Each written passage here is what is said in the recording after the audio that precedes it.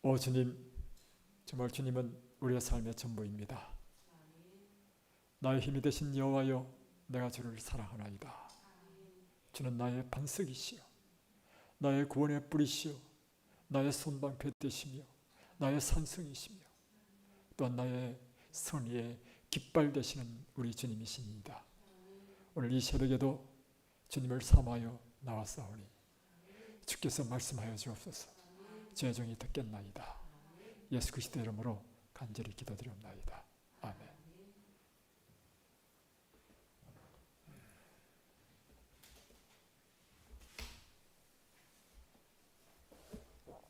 지난밤 잘 주무셨습니까? 방송을 통하여 참여하시는 우리 선호님, 우리 이미 정각에 우리 5분이 함께 참여하셨는데 어제 다 교회에 오신 분들인데 어제 늦게 끝났는데 이렇게 또 새벽에 함께 하셔서 정말 감사합니다. 우리가 날마다 하나님께 주시는 이 새벽에 만나 또 성령의 은혜 충만히 받고 이 하루도 정말 승리하고 또 그리스도인의 아름다운 빛과 소금의 역할을 다하는 삶을 살게 되시기를 제 이름으로 축복합니다. 오늘은 데이 34 초기 교회와 친교라는 제목으로 말씀을 보겠습니다.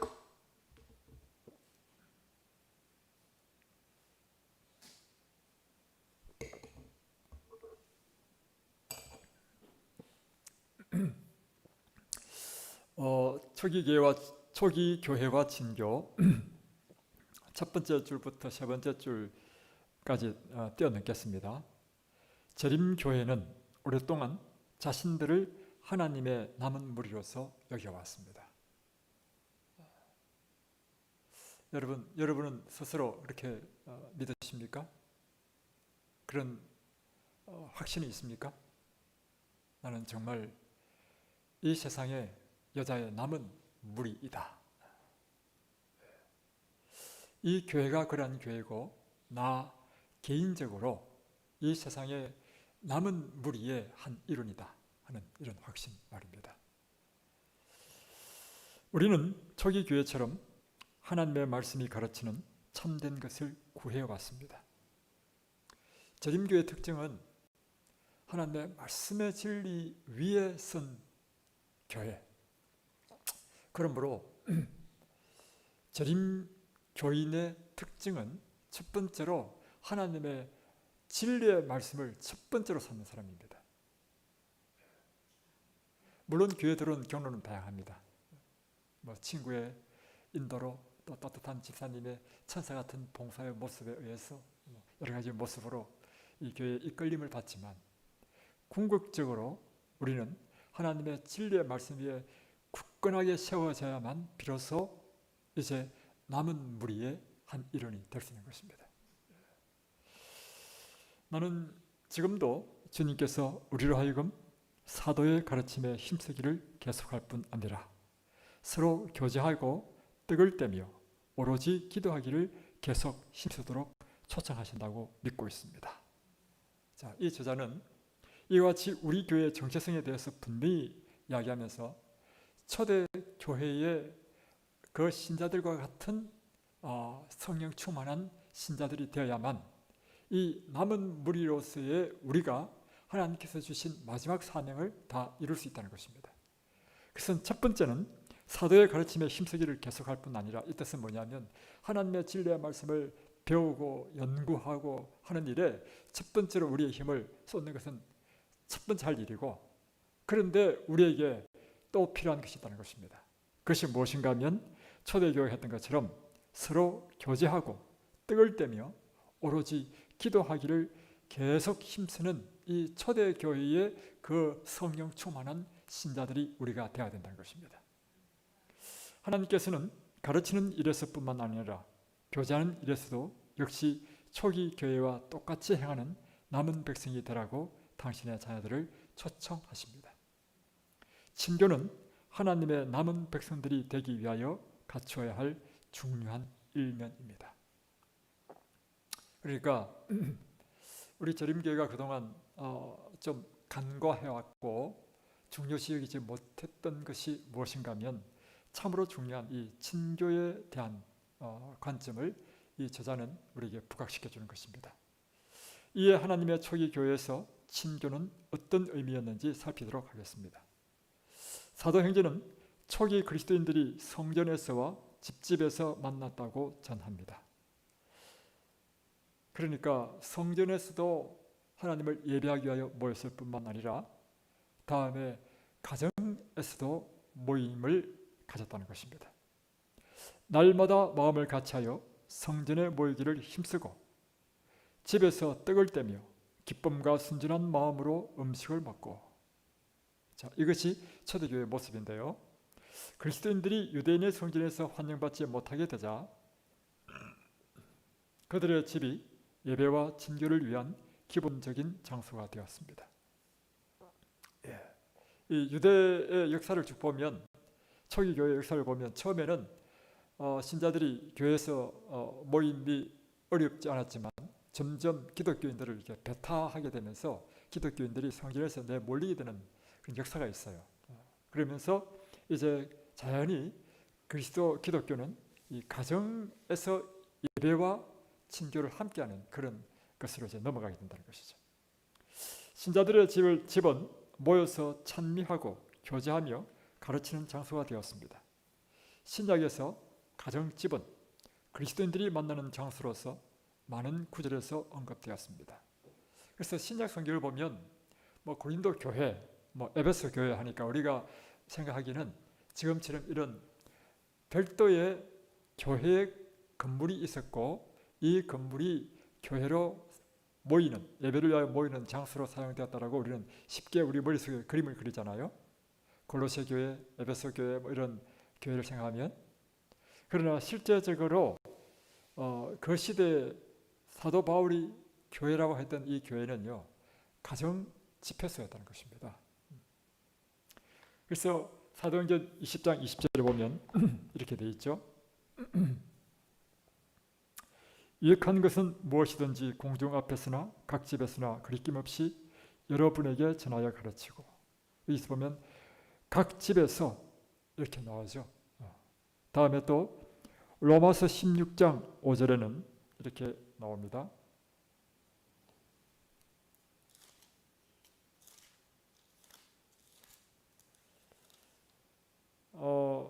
또 저희 집에 있는 교회도 문안하라. 내가 사랑하는 에베네도에게 문안하라. 이렇게 나오죠. 저희 집에 있는 교회라고 이렇게 표현하고 있습니다.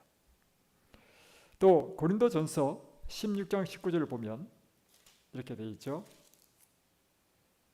아시아의 교회들이 네게 문안하고 아굴라와 브리사가와 그 집에 있는 교회가 주 안에서 네게 간절히 문안하고. 그러니까 그 아굴라와 브리스길라 집이 곧 그 당시 교회였다는 것입니다. 골로새서 4장 15절에는 또 그렇게 나오고, 또 빌레몬서 1장 2절에는 내 집에 있는 교회, 그러니까 빌레몬 집이 곧 그 지역 사람들이 모이는 교회였다는 것이죠. 그래서 우리가 초창기의 교회의 형태는 이와 같이 가정이 교회였는데, 언제부터 이렇게 큰 예배당, 심지어 이 아주 표현이 삐까번쩍한 이런 교회를 세우게 됐는가? 그것은 로마 시대로 접어들면서, 그러니까 천주 교회가 생성되면서 AD 321년 밀란 칙령 이후에 로마 나라가 교회당을 지어줬다는 거예요. 그러면서 엄청난 규모의 교회당을 지어주고 이 교회가 곧 천주 교회의 이제 시작이 되는 것입니다. 교회 역사를 보면 그렇습니다. 그러다가 이제 다시 종교 개혁을 이제 그 중시절 때 핍박을 피해서 신실하게 이 말씀을 따라서 믿음을 갖고 살려고 했던 사람이 왈덴스, 위그노 이런 사람들이잖아요. 그런 사람들은 다시금 가정에서 예배를 드리는 그런 집회로 옮겨진다는 거죠. 심지어 중국에서 문화혁명 이후에 이제 기독교에 대한 대핍박이 일어났잖아요. 그러면서 모든 교회는 다 지하교회로 다 숨어 들어가게 된다는 거죠. 그래서 핵심은 무엇인가 하면 교회라고 하는 것은 이와 같은 외적인 이 별도의 건물이냐 가정이냐 이게 중요하지 않다는 것이죠. 그리스도인들이 모이는 그 모임 자체가 곧 교회라고 하는 것입니다. 그래서 성경은 계속해서 이 가정에서 모이는 교회를 이렇게 표현하고 있는데 사도행전 1장 13절에 보면 들어가 그들이 유하는 다락방으로 올라가니 베드로, 요한, 야고보, 안드레와 빌립, 도마와 바돌로메, 마테와 및 알표의 아들 야고보, 셀롯인 시몬, 야고보의 아들 유다가 다 거기 있어. 그러니까 예수님 성천 이후에 성천하시는 걸 보고 그 사람들이 이제 다시 모였는데 어디서 모였냐면 마가의 다락방에서 모였습니다. 그런데 사도행전 1장 15절까지 쭉 읽어보면 이 다락방에 몇 명이 모였냐면 120명이 모였어. 이 교회에 120명이 못 앉습니다. 그러니까 마가의 다락방은 굉장히 컸는지 아니면 의자 없이 그냥 다닥다닥 붙어서 앉아서 그런지 몰라도 대단한 것이죠. 다음에 사도행전 16장 14절로 15절에 보면 간단히 이제 설명하면 사도 바울이 빌립보 지역에 가서 전도를 하다가 루디아라는 여자를 만나가지고 그에게 전도를 해서 그와 그 온 집이 침례를 받게 되죠. 그럴 때 루디아가 자기 집으로 이 바울과 실라를 유하게 하는 것입니다. 그래서 루디아의 집이 곧 무엇이 됐어요? 빌립보 교회가 된 것입니다. 또 사도행전 17장 5절로 9절에도 보면 야손의 집이 또 그와 다 생략합니다. 쭉 길게 나와 있는데 한마디로 표현하면 야손의 집이 곧 교회가 되는 것이죠. 그래서 뛰어넘어서 171페이지 마지막 문단 사도들은 작은 가정집에서 나누는 친교의 중요성을 매우 잘 이해하였습니다. 그들은 이러한 방식으로 예수님과 함께 3년 반 동안 예배를 드려왔고 친교를 가져왔습니다. 그러니까 예수님께서 이 땅에 오셔서 3년 반 동안 함께 하셨던 그 교회도 13명이 함께 예배드리는 작은 교회였다는 것입니다. 그죠? 그래서 여러분 제가 어느 순간부터 제가 제 생각이 좀 바뀌게 됐는데 뭐냐면 교회에 반드시 클 필요가 없다는 생각이 딱 들었어요. 교회가 그 본질, 곧 하나님의 참된 진리를 추구하고 그리고 그 사명, 곧 복음을 전하는 이 목적을 이루는 것이라고 하면 되는 것이지 교회가 어떤 규모를 갖추고 이것이 별 의미가 없다는 생각이 들었고 또 하나는 이 건물 자체도 별 의미가 없다는 생각이 점점 들고 왜냐하면 우리는 그 본질에 들어가면 들어갈수록 예수님께서 12 제자와 함께 있었던 이 교회는요 예수님은 집이 없으신 분이셨거든. 그러니까 보면 성경에 보면 그냥 노상에서 주무시고 그들의 옷이 곧 이불이잖아요. 아 그렇구나. 저도 참 교회 짓는다, 교회 건축한다고 열정을 쏟고 헌금도 많이 하고요. 몇 개의 교회를 짓고 했는데 점점 제 생각이 바뀌는 것이 무엇인가 하면 건물보다 더 중요한 것은 이 본질을 추구하는 것이 더 중요하다는 것이죠. 사도들은 작은 가정집에서 나누는 이 친교의 중요성을 매우 잘 이해하였습니다. 그들은 이런 방식으로 예수님과 함께 3년 반 동안 예배를 드려왔고 친교를 가져왔습니다. 그러니까 예수님의 제자들이 예수님께서 보이신 그 모본을 따라 그분과 함께 친교하는 삶에 익숙하다 보니까 이 제자들이 또 초대교회를 만들 때 똑같이 이렇게 하는 거예요. 그것이 곧 친교 모임이 아주 잘된 그런 초대교회의 모습이었다. 사도들이 이러한 소그룹 친교의 형태를 계속 유지하였고 그 결과 수천 명의 사람들이 예수님을 받아들였다는 것을 우리는 매우 당연한 일이라 이해하고 있습니다. 이와 같이 교회가 가정 친교의 형태를 취함으로 매일 교회에 들어오는 수많은 사람들을 일원으로 흡수하고 조직화하는 일은 보다 용이하게 되었습니다. 하나님을 찬미하며 또 온 백성에게 칭송을 받으니 주께서 구원받는 사람을 날마다 더하게 하십니다.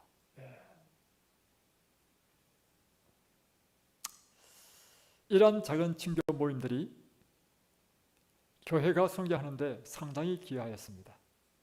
기원 후 3세기 로마 제국에는 600만 명의 그리스도인이 살았다고 추정합니다.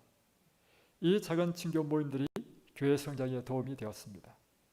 새로운 신자들이 빠르고도 철저하게 교회에 동화되었습니다.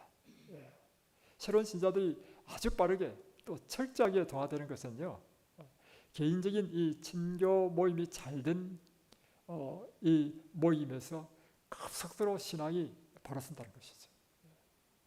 그래서 제가 회상해보니까 그런 것 같더라고요. 제가 처음 교회에 나왔을 때 그 청년 때에 그 당시에 우리 본부 교회에서는 청년 때 뭘 했냐면요, 안식 오후에 집집 방문하는 거 훈련하고요, 다음에 삼육병원이 가까웠기 때문에 그 안식 오후에 호실호실마다 돌아다니면서 찬양하고 기도해주고 하는 일을 하고, 또 경희대학교가 가까워가지고 그 경희대학교 앞에 가가지고 키보드를 사가지고 반주하면서 쫙 줄 서가지고 노방 전도하고 그런 것을 훈련을 참 많이 받았다고 생각이 들고요. 그러면서 그 이후에 그런 활동 이후에 함께 또 모여서 어떤 장로님 집에 이렇게 초청받아가지고 아니면 어떤 집사님 집에 가서 우리가 저녁에 함께 저녁까지 먹고 함께 교제하면서 이게 아주 급속도로 이렇게 신앙이 딱 잡히는 이런 경험을 했다는 것이죠. 그래서 장년들도 역시 마찬가지입니다. 제가 밀락교회를 할 때 특징이 그였던 것 같아요. 그럴 때 안식일마다 저희 집이 곧 교회가 되었습니다. 안식 오후마다. 그래서 안식 오후에 물론 다른 우리 교인들 집에도 가서도 하긴 했지만 주로 우리 집이 많이 온 것 같아요. 우리 집은 완전히 교회였어. 그래서 그곳에서 안식 오후에 우리가 찬양 연습 다 하고 성경 공부 다 하고 모이면 안식 오후에 교제를 나누고 식사하고 기도해야 하고 또 서로의 삶을 이야기하고, 이럴 때 아주 철저하고도 빠르게 동화되고 있는 것이죠. 지난 안식 오후에 우리가 수동에 함께 모였는데 한 27명 모였는데 하여튼 그 식사 후 이후에 우리가 기도할 때 쭉 돌아가면서 각자의 삶을 이야기하도록 했잖아요.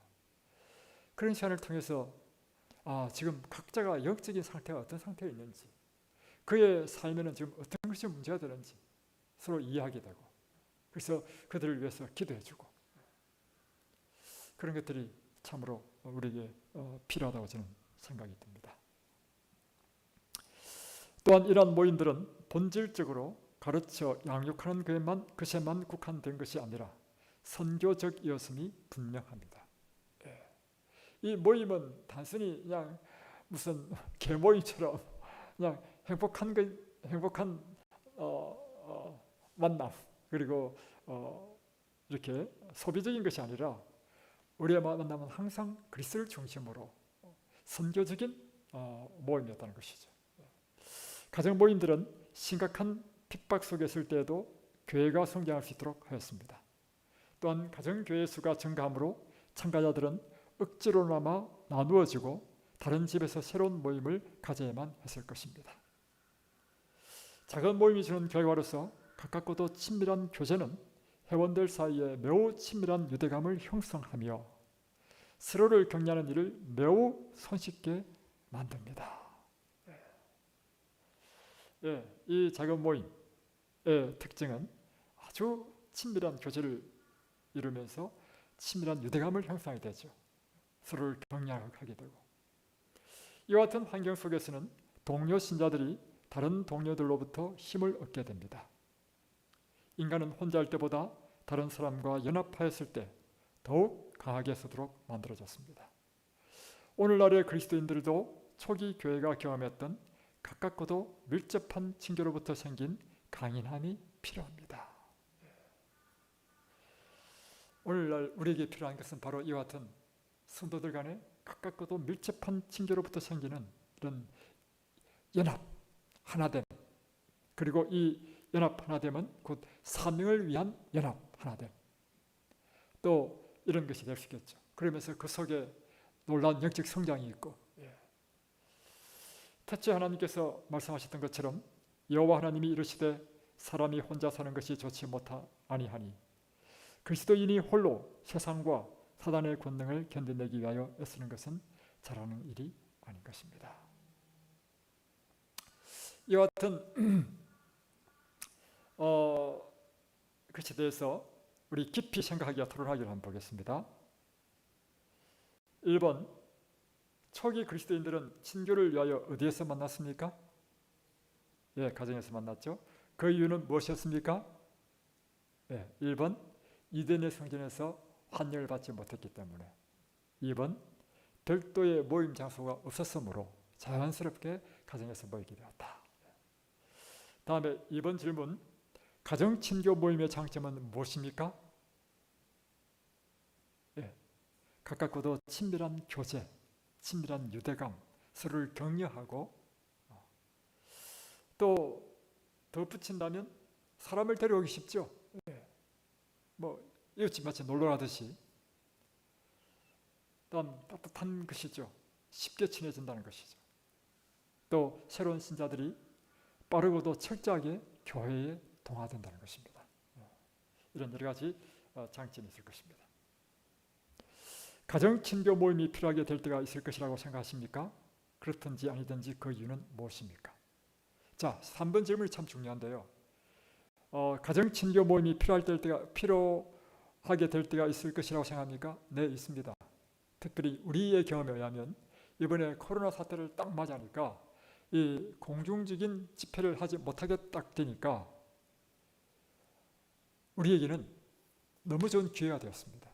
무엇에 대한 기회냐? 이 가정에서 모이는 이 친밀한 교제의 기회가 되었단 말이에요.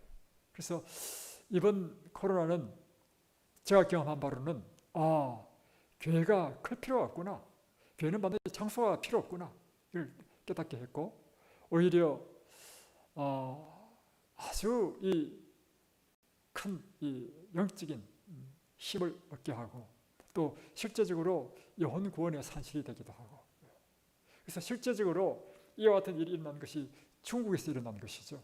그래서 중국의 가정교회는 바깥으로 드러난 교회보다 더 크다는 것입니다.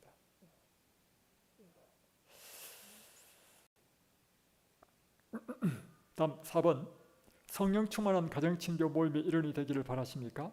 만약 그렇다면 어떻게 하여야 일원이 될 수 있겠습니까? 여러분, 이와 같은 가정친교 모임의 일원이 되기를 원하죠? 그러면 이 가정친교 모임에 있어서 우리가 필요한 좀 것이 있어요. 그게 뭐냐면 헌신이 필요합니다. 왜냐하면 우리 집에 손님이 온다 하더라도 뭘 해야 됩니까? 청소해야 되죠. 그래서 지난번에 우리 박지양 자매가 우리 집을 한번 오고 싶다는 말을 듣고 저는 그 한 영혼을 구원할 수만 있다면 얼마든지 내가 할 수 있겠다 해서 그때부터 일주일 동안요 잔디 다 깎고 나무 전지 다 하고 집 청소하고 일주일 동안 청소했습니다. 이것이 뭐냐면 우리가 우리 가정을 이 가정 집회로 우리가 드리기 위해서는 헌신이라는 표현이 좀 이상하지만 그처럼 작은 헌신이 필요하다는 것이죠. 또 음식도 준비했죠. 지붕에 달아내린 그 중풍병자의 이야기가 나오잖아요. 마가복음 2장에 보면 그 집은 베드로의 장모의 집이었습니다. 그런데 그 베드로의 장모의 집은요 정말 희생이 필요했습니다. 첫 번째, 예수님이 오신다니까 오시기 전에 청소를 했을 거 아니에요. 그런데 예수님이 오시는 바람에 인산인해를 이루었어. 그래서 아마도 그 집 건물이 좀 부서졌을 것 같아. 거기다 더 급기야는 나중에 지붕까지 다 뜯겨버렸어. 엄청난 헌신이 필요하다는 것이죠. 그러나 그 헌신을 통해서 그가 평생 잊을 수 없는 어떤 것으로도 경험할 수 없는 놀라운 하나님의 기적을 경험했다는 것, 그것은 돈으로 비교할 수 없는 것입니다. 그래서 우리가 이와 같은 헌신을 하게 되면 우리가 또 우리 자녀들이 평생 잊지 못하는 놀라운 하나님의 기적과 능력이 우리 집에서 일어나는 것을 보게 된다는 것이죠. 또 하나는 우리 이 소그룹을 할 때 정말 중요한 것은 우리 구성원 한 사람 한 사람이 성령 충만해야 됩니다. 그럴 때 이 소그룹의 모임이요, 정말 성령으로 불타는 성령의 집회가 되고 하나님의 사명을 이루는 이 소그룹 남은 교회가 되는 것이지, 성령의 충만함이 없이 모이는 것은요, 만나면 서로 다투고 시기하고 질투하고 깨어지는 그런 일이 있는단 말이에요. 그래서요, 이 소그룹, 미국의 서나 목사님이 쓰신 소그룹 활동이라는 책이 있습니다. 그 책을 우리 축전에 있을 때요, 어저께 이야기했죠. 안식 오후에, 식사 후 이후에 안식일마다 저녁 6시까지 집중적으로 그 교재를 한글 다 뗐습니다. 그런데 그것에서 계속 나오는 중요한 것이 있는데요, 소그룹을 깨트리는 가장 위험 요소, 절대 건물이 있다. 그것은 비난하지 말라는 것입니다. 비난하는 순간 깨진다는 것입니다. 보십시오. 하나님은 당신의 일을 하실 때 사람을 통해서 일을 하십니다. 그런데 사단이 일을 할 때 누구를 통해서 합니까? 사람을 통해서 하는 것입니다. 그래서 여러분, 우리 구성원 한 사람 한 사람이 성령으로 충만하지 아니하면요, 우리가 충만하면 우리의 모임이 하나님께서 우리를 통해서 하시는 하나님의 일이 되는 것이죠. 그러나 성령에 충만하지 못하면 항상 성령의 운동을 할 때 마귀가 가만히 있겠습니까? 가만히 있지 않는 거예요. 그러니까 사단이 틈을 타가지고 이것을 깨트린다는 사실입니다. 오늘 그럼에도 불구하고 이 세상의 역사는 끊임없이 선과의 대전투에서 그리스도께서 승리하셨습니다. 이 교회가 끝까지 승리하는 교회 되기를 바라고, 우리 한 개인에 있어서도 선과의 대전투에서 승리하는 저와 여러분이 되시길 바라면서 오늘 제가 기도하겠습니다.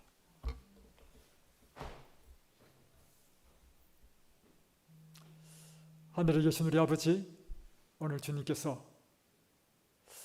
이 초대교회의 그 신자들처럼 마지막 시대 남은 백성에 우리가 어떻게 살아야 할지 가르쳐 주심을 참으로 감사드립니다. 초대교회 신자들은 첫 번째로 사도의 가르침에 힘썼습니다. 이 남은 교회의 첫 번째 특징은 이 교회가 굳건한 하나님의 진리의 말씀 위에 서 있는 이 교회, 이것이 우리 교회의 첫 번째 특징이며, 또한 그 속에 속한 우리 한 사람 한 사람이 진리의 말씀에 견고하게 서 있는 이것이 우리 신앙의 첫 번째로 중요한 요소라고 믿습니다. 그러나 이 초대교회는 그것으로 끝나지 아니하고 날마다 함께 모이기를 힘쓰며 친교하며 떡을 떼며 또한 주님을 찬양하며 모이면 기도하고 흩어지면 전도하는 그런 아름다운 교회였습니다. 오늘 우리 진점 뉴스타트 교회 한 사람 한 사람이 성령 충만을 받아야 되는 이유는 바로 그처럼 성령 충만하여서 우리를 통하여 하나님께서 마지막 시대 사명을 이룰 수 있는 그런 교회가 되도록 축복해 주옵소서. 예수님의 이름으로 기도드립니다. 아멘.